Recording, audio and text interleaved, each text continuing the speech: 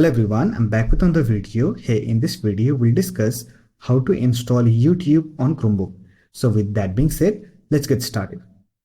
Let me tell you that if YouTube application is missing on your Chromebook, then you can easily install it from Google Chrome browser.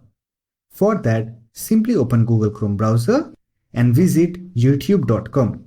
And on the address bar, you will find download button. Simply click on it. And here you will find the option to install YouTube on your Chromebook. If you're not getting this option, then you can simply click on this three dot icon, then click on save and share. Here you will find install YouTube button. Simply click on it.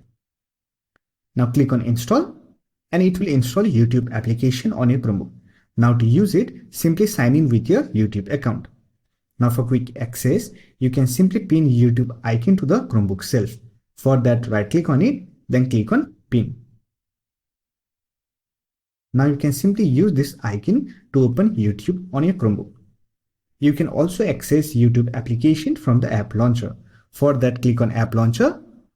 Here look for YouTube application, click on it and it will open the YouTube application. So that's it. This is how you can install YouTube application on your Chromebook if it is missing.